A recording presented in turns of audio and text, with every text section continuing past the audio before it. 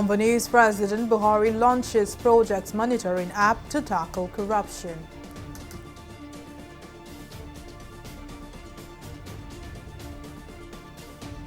Federal government to borrow more as President Buhari asks National Assembly to approve 819 billion naira supplementary budget.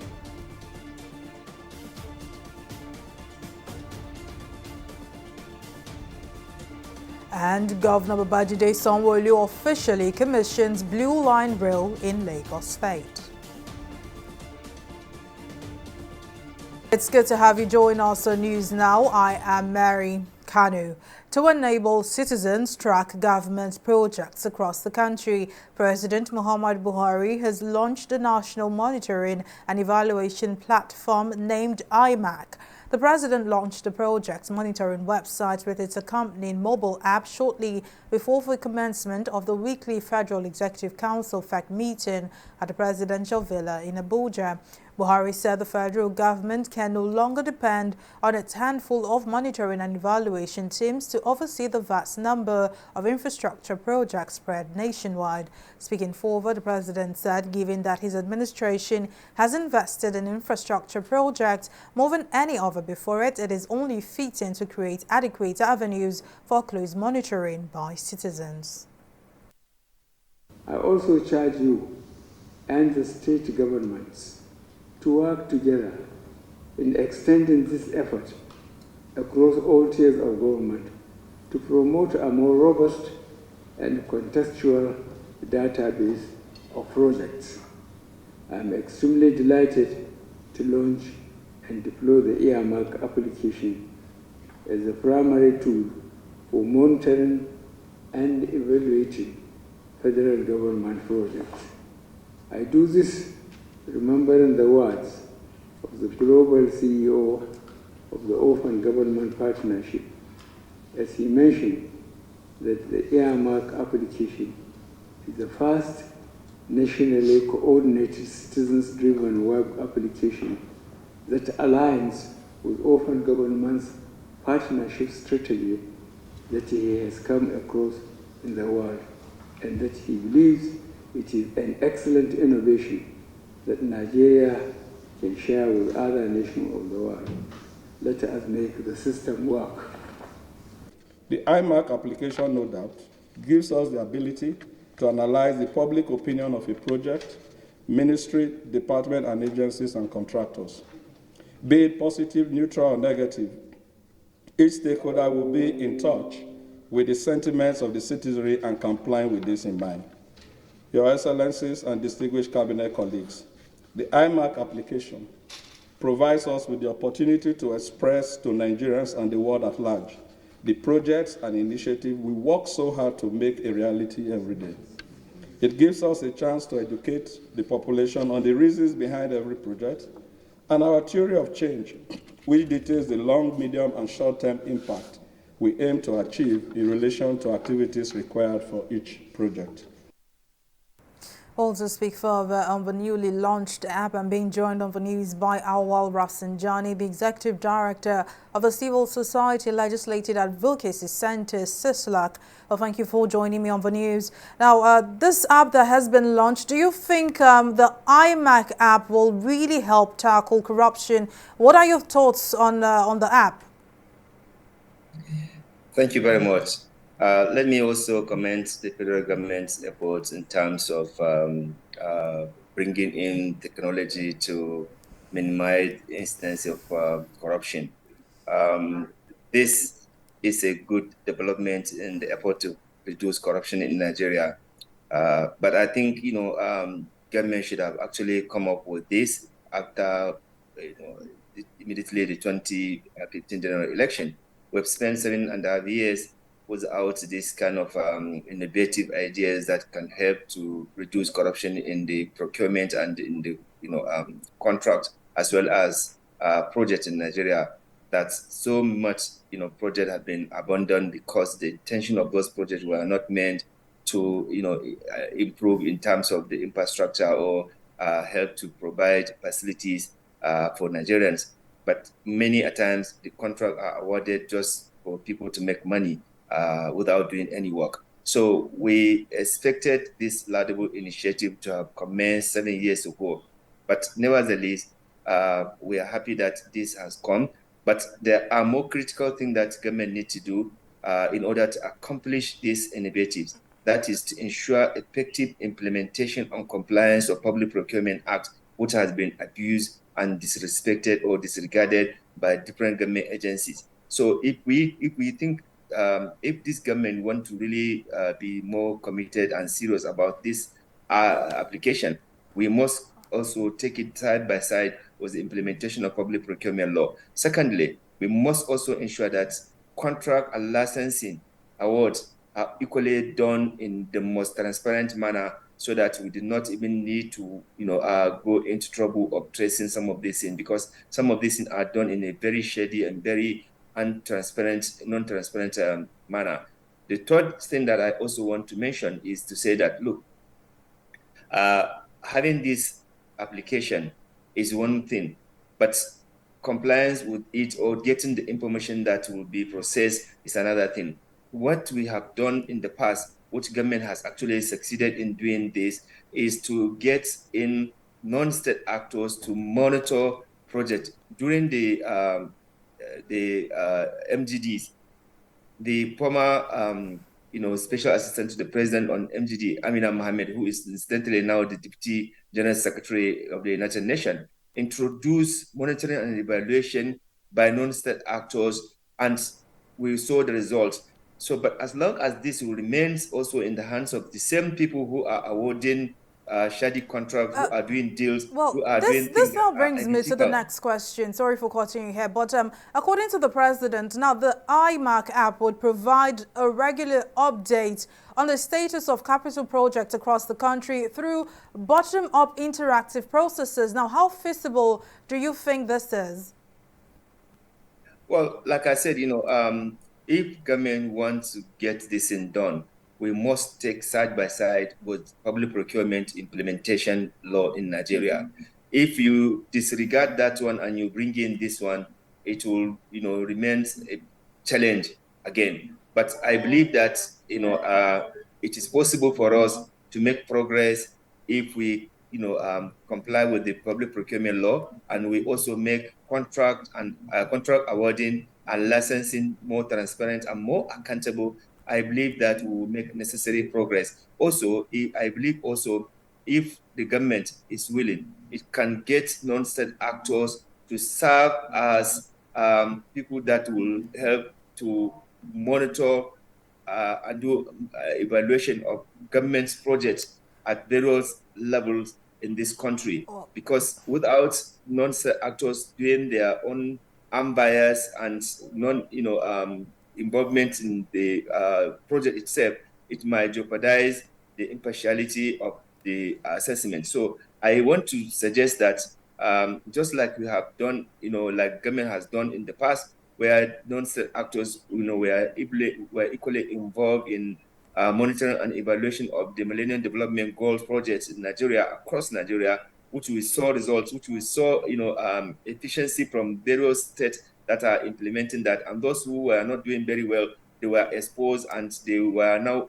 cultivated and motivated to do better. So this also should be also a lesson that we can use to get this very app, this application to work, better. All right, now, Awal Rafsanjani, Executive Director of the Civil Society Legislative Advocacy Center, CISLAC, thank you for your time and contribution. President Muhammad Buhari has sent a supplementary budget of over 819.5 billion naira to the National Assembly for approval. Buhari's request is contained in a letter read on the floor of plenary by the President of the Senate, Ahmed Lawan. According to the letter, the sum is to fix road infrastructure across the Federation, including the FCT damaged by flooding this year. In the letter, the President stressed the need to complete 9 critical roads which have hampered the smooth movement of goods and services across the country. President Buhari also told the lawmakers that the supplementary budget will be financed from additional domestic borrowings. The water by the flood, and there's the need to complete some ongoing critical projects that have achieved about 85% completion. The 9 critical projects proposed in the sector cut across water supply, dam projects, and irrigation projects nationwide. I have therefore approved a supplementary 2022 appropriation of 819 billion 536 million 937,813 naira, all of which are capital expenditure. The supplementary will be financed through additional domestic borrowings. This will raise the budget deficit for 2022 to 8.17 trillion naira and deficit to GDP ratio to 4.43%. The revised medium-term expenditure framework is attached as Annexure 1. The detailed breakdown of the 2022 supplementary is attached as Annexure 2. To state matters, Lagos State Governor Babajide Sanwo-Olu has launched the completion of the first phase of the Lagos Rail Mass Transit Blue Line from Marina to Mile 2. The event, attended by dignitaries including state officials, which took place at the National Theatre Blue Line Station Igomu, marks the conclusion of the first phase of the Blue Line project, the city's first light rail system and the largest infrastructure undertaken by the state government. Speaking at the event, the state governor said the commissioning was a prelude to the official inauguration and commencement of operation of the rail system in 2023. You remember that we've had an event where the final construction on the sea crossing, we celebrated it right about a year and a half, about 2 years ago, when we completed the sea crossing at the end, of Marina. You will also remember that we also did a celebration for the final T-bin, in which the global chairman of CCCC came to the country to inspect and to see when we launched the last T-bin, which was about 6-7 months ago. It was at that event that we made a call and we made a commitment that we will finish infrastructure-wise the completion of the Blue Line before the end of 2022. Over the past years, we overcome various challenges such as funding shortages, hiking material prices, and the COVID-19 pandemic. However, as a reasonable and reputable international contractor who has been working diligently in Nigeria for 41 years, we firmly believe the incoming successful operation of the Blue Line project will definitely write a new chapter for the transportation of Lagos.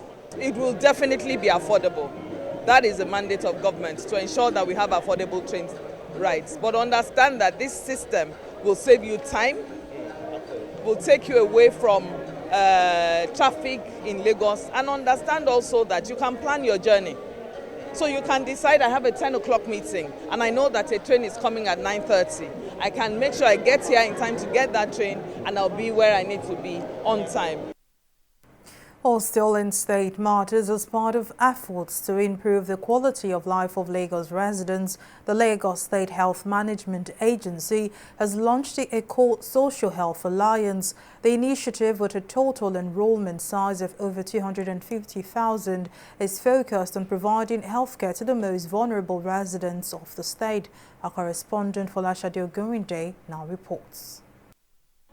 With more than half of its 24 million population living below poverty line, access to quality healthcare in Lagos State has remained a challenge. As a solution, the Lagos State government, through its State Health Management Agency, has launched the Eco-Social Health Alliance. The health welfare scheme targets the most vulnerable residents in the state and provides them with quality healthcare they ordinarily cannot afford. I am sure that you're wondering how we truly identify the vulnerable. It is done in a very objective and independent way. With our rapid poverty assessment tool, we determine if truly the person is vulnerable or not. It is a computer-assisted tool whereby a series of questions are asked, we observe some things, the answers are put into the algorithm, and then it segregates people into whether you're vulnerable, you're extremely poor, etc. And based on that, we now extract those that are most vulnerable onto a database from where we now onboard them onto the scheme. The Lagos State Commissioner for Health, Akia Bayomi, who was represented by the Director Medical Administration Training and Program, Fumi Shokunbi, called for more partnerships and donations to grow the initiative. Since the commencement of access to care for the vulnerable on the Ilera Eco-Social Health Plan in 2020, a total of 750 million has been disbursed as equity fund, in addition to the basic healthcare provision fund, and sponsorship from a few individuals, organizations to provide health insurance for the vulnerable residents of the state. Currently, over 230,000 residents who fall under this group enjoy free health care on the scheme at no cost to them.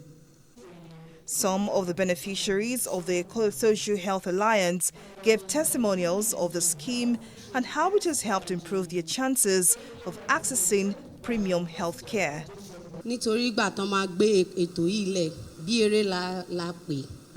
When this initiative was established, we thought it was a joke.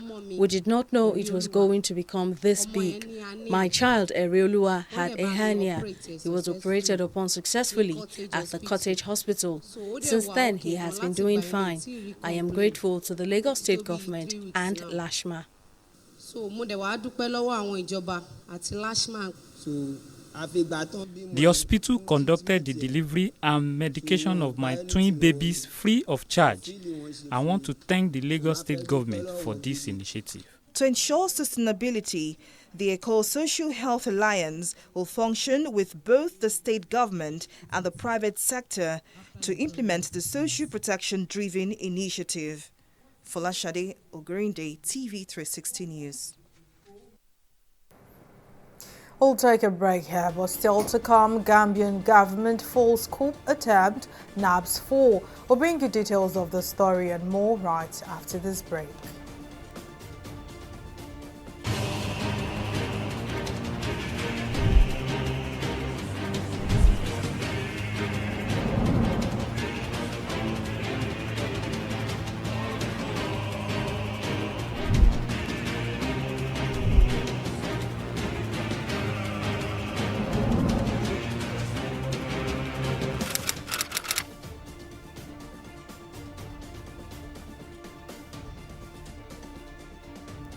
Welcome back. Here is a recap of some of our top stories tonight.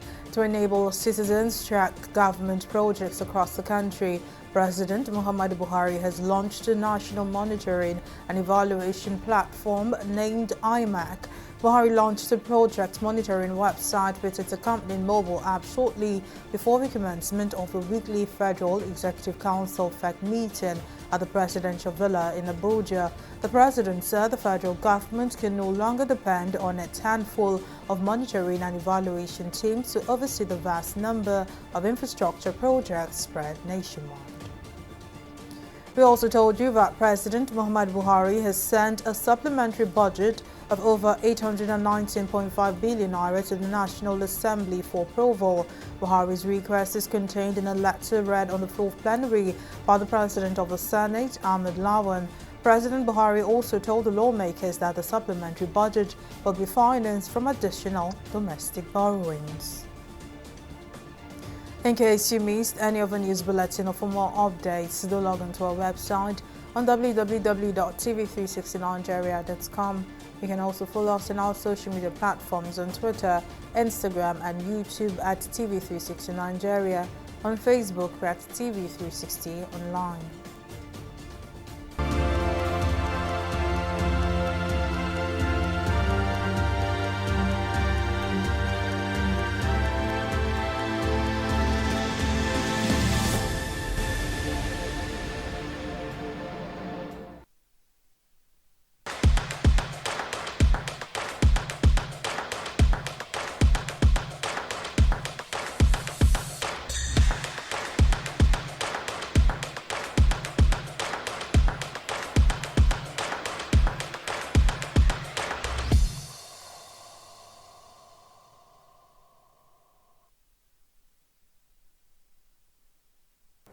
And also COVID-19 stories and updates. Berlin has sent its first batch of BioNTech COVID-19 vaccines to China to be administered initially to German expatriates. A German government spokesperson revealed on Wednesday, while no other details were available on the timing and size of the delivery. The spokesperson said Berlin is pushing for foreigners other than German citizens to be allowed access to the shot if they want it.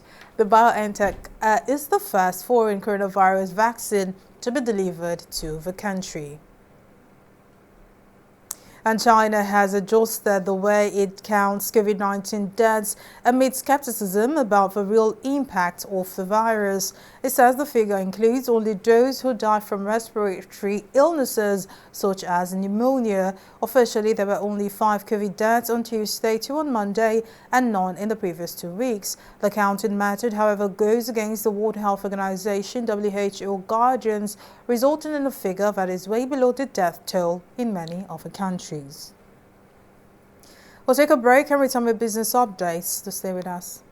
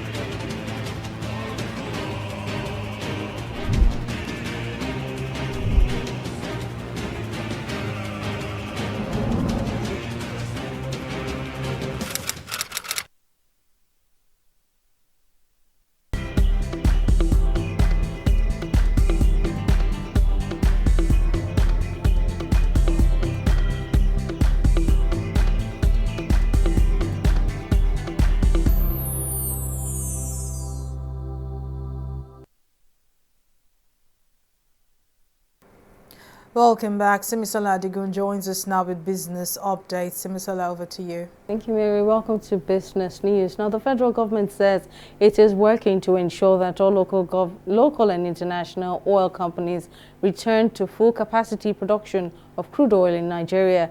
The Minister of State for Petroleum Resources, Temepere Silva, at a meeting with the team from NISPA, said the federal government would continue to improve security along the tracks of the major crude oil pipelines and block every leakage. Silva added that the desire of the federal government was to see all the oil majors across the country return to their full production capacity to boost revenue for the government and also to help the country meet its Organization of Petroleum Exporting Countries obligations.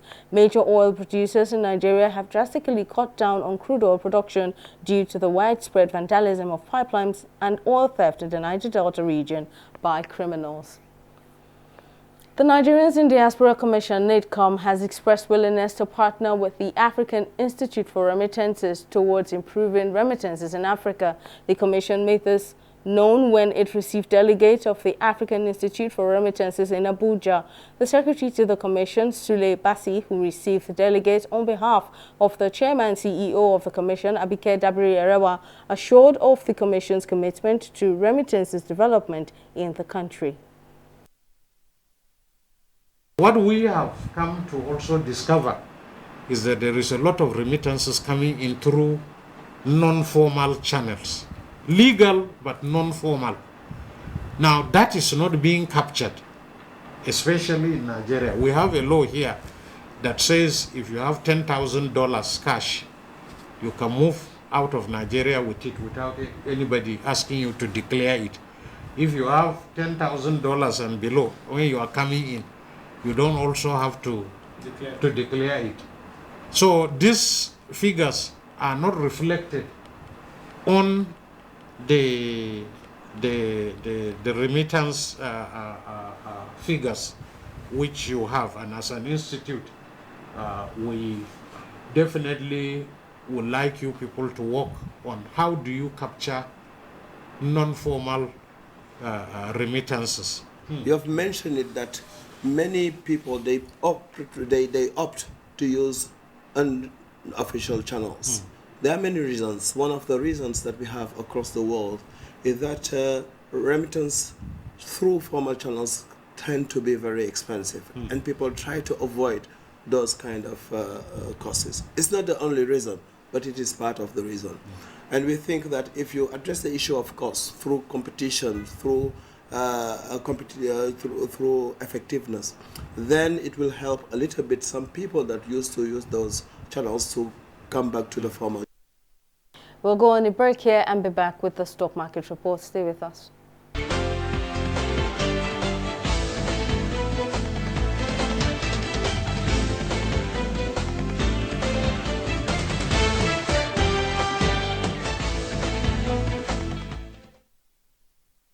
So despite minimal overall activity on the Nigerian Exchange Limited, the market still closed on the positive region on Wednesday. It increased slightly by 0.12% at the close of trading. The all-share index and its market capitalization increased from the preceding day's score to 49,475 basis points and 26 trillion naira respectively. The market breadth also closed positive with 21 gainers against 11 losers. Leading the top of advancers, Africa Prudential PLC and Champion Breweries are ahead with 10 naira 11 kobo. Now, during Wednesday's trading, investors exchanged 411 million volume of shares at over 6 billion naira in 2,992 deals. Now, over to our select foreign stock. The UK's FTSE rose for the third straight session on Wednesday following gains in shares of energy firms and retailers. The US Dow Jones rose also for the second day on Wednesday after reports that corporate earnings may be better even with a potential looming recession. Sadly, Japan's Nikkei stock stumbled as the yen surged after the Bank of Japan surprised markets by doubling bond yields, signaling possible policy normalization by the central bank. The markets closed negative at 0.68%. That's the stock market report. Mary, back to you. Thank you for the updates, Ms. Ala. On the global scene, the Gambian government says it has thwarted an attempt to stage a coup. In a statement, the government said 4 soldiers had been arrested and 3 alleged accomplices were on the run. It is unclear who exactly was behind Tuesday's attempt to overthrow President Adama Barrow, who won a second term in elections last year. Scattered witness accounts reported soldier movements around the presidential headquarters in the center of the capital Banjul on Tuesday evening, and rumors circulated during the night of a possible coup. And in sports, France star Kylian Mbappe returned to training with Paris Saint-Germain on Wednesday, just 3 days after he ended up on the losing side, despite scoring a hat-trick in the World Cup final. The 24-year-old cast a despondent figure in the aftermath of France's loss to Argentina, led by his PSG teammate Lionel Messi in a penalty shootout, despite his goals twice bringing the 2018 champions level. Although PSG players have been given 10 days off, Mbappe was pictured at the French champions training ground on Wednesday. And that's our package this evening. Thank you for watching. I am Mary Kanu.